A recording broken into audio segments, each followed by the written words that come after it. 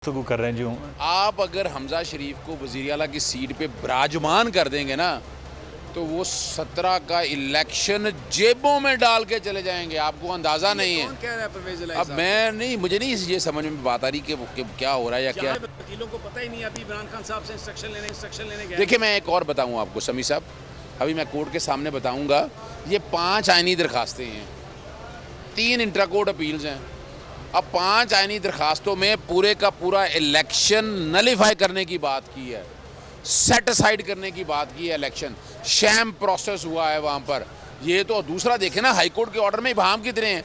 High court कह रही है आपने इलेक्शन कराना है, पर वज़ीर आला वही रहेंगे। लेकिन आपको लगता नहीं है कि ये जो लाहौर में जो पीटीआई के वकील ने, पीटीआई तो नहीं है, जो परवेज़ इलाही साहब, और उन्होंने जो सीन क्रिएट किया है, आज जज साहब कह रहे थे, एजाजुल हसन साहब के, आप और उमर अता बंदयाल साहब ने भी कहा आपका कंसेंसस ही नहीं है, आप हमसे मांग क्या रहे हैं, आप कुछ कह रहे हैं, वो आपका उम्मीदवार कुछ कह रहा है, तो फिर वो वक्फा हुआ है। मुझे ये लगता है कि ये जंग इमरान खान को अकेले लड़ना पड़ेगी। खुल के बात करें। समी साहब मैं बताऊँ आपको, अभी भी तो जंग अकेले ही लड़ रहे हैं ना, या आप जैसे लोग साथ हैं। ये जो आज हुआ है, जो अदालत में लाहौर में और इधर, इसने तो आज लोगों के दिल तोड़ दिए। मैं एक बताऊँ आपको, क्या अब हमजा शहबाज को वज़ीर आला एक्सेप्ट कर रहे हैं?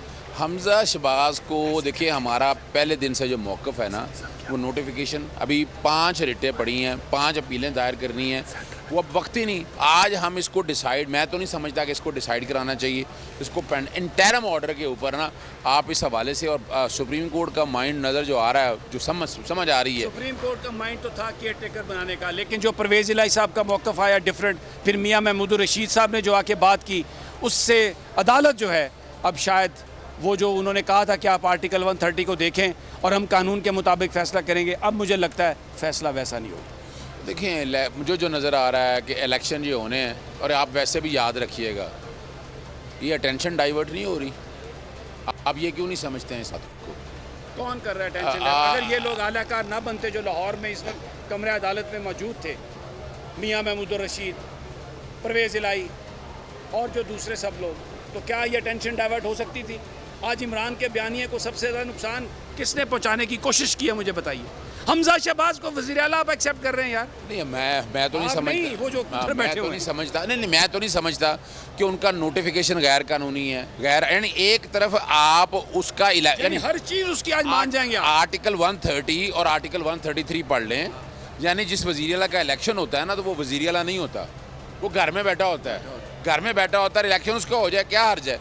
लेकिन सवाल यहाँ ये है कि क्या पहला इलेक्शन 25 तो देखिए, हाई कोर्ट में 25 के 25 तो माइनस हो गए, वहाँ रिकाउंटिंग की क्या ज़रूरत है, मुझे ये समझा दीजिए। टेक्निकलिटीज़ में तो जाना बाद की बात थी, सबसे पहले तो बयानिए की बात है, सबसे पहले तो आप जिस चीज़ के लिए लड़ रहे हैं उसकी बात है। आप एक असूल की जंग लड़ रहे हैं कि करप्ट माफिया मुसल्लत है, उस माफिया को निकालना है, और उस माफिया के सुपुत्र को, उस माफिया के वली अहद को, उस माफिया के शहजादे को आप पंजाब का वज़ीर आला एक्सेप्ट कर लेंगे, तो जो बेज़ाब्तियाँ हुई पिछली आपने सारी मान ली।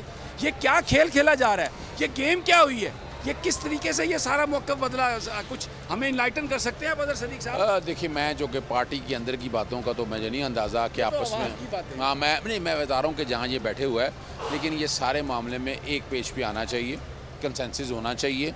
कंसेंसस मेरा जहाँ तक ख्याल है वो यही था, मुझे जो याद पड़ता है वो यही मामला था कि सारे मामला जितने भी हैं, हमजा को वज़ीर आला नहीं मानना, ये जो कोई भी है, इस पीरियड में इंटेग्रम पीरियड के दरमियान को केयर टेकर सेटअप है। इंडिया में बता देता हूँ, वह काउंसिल ऑफ मिनिस्टर बन जाती है। ऐसे हालात के अंदर काउंसिल ऑफ मिनिस्टर बन जाती है, जो ये सारे मामला को देखती है।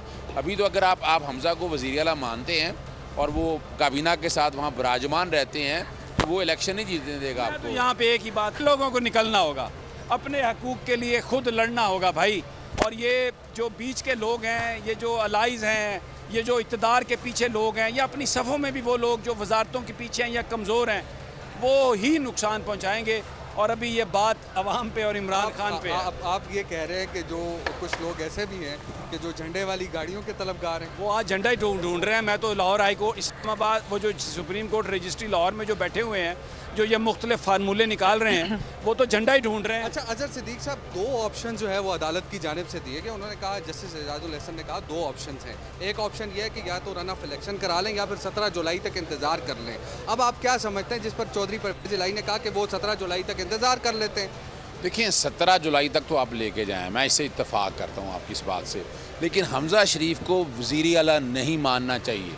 उनको और उसकी काबीना की हद तक जो है ना सारा मामला ले ऑफ हो, वो आए, केयर टेकर सेटअप कोई आए, होना चाहिए पैनल, अदालत जो मर्जी फैसला करे, इनका मौक़िफ़ ये हाँ, होना अदालत- चाहिए। लेकिन आप यहाँ ये पे- समझते हैं कि जो हमजा शहबाज है उनसे इस्तीफ़ा जो है वो तलब किया जाए, इस्तीफ़ा दें और एक केयर टेकर सेटअप जो है वो वहाँ पे आए?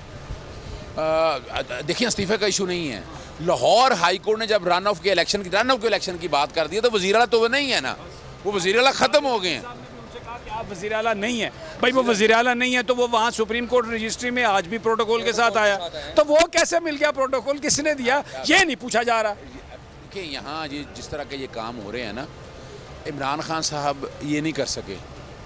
ये देखें, ये मैं उनका हैंडीकैप कह दूँ मैं या क्या कह दूँ, ये असूल पसंद आदमी है, अपने असूलों से वायलेट नहीं करते और नहीं करना चाहिए। लोग इसीलिए उनके साथ हैं कि आज इमरान असूल के साथ खड़ा है। बस यहाँ यही है, इस निज़ाम के अंदर आपको गंदा होना पड़ना है, यानी आप इस निज़ाम के अंदर घुस के बैठकर जो कुछ भी करना है ना वो आप करेंगे तो रिज़ल्ट मिलेंगे।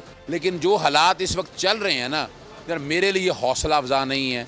मुझे जो 20 सीटें हैं, 20 सीटों में जो है ना वो काफ़ी सीटें, यानी आप अंदाज़ा लगाएं, जहाँ 20 हल्के हैं ना वहाँ लोड शेडिंग कोई नहीं है, कोई नहीं पूछ रहा उनको कहाँ गया इलेक्शन कमीशन।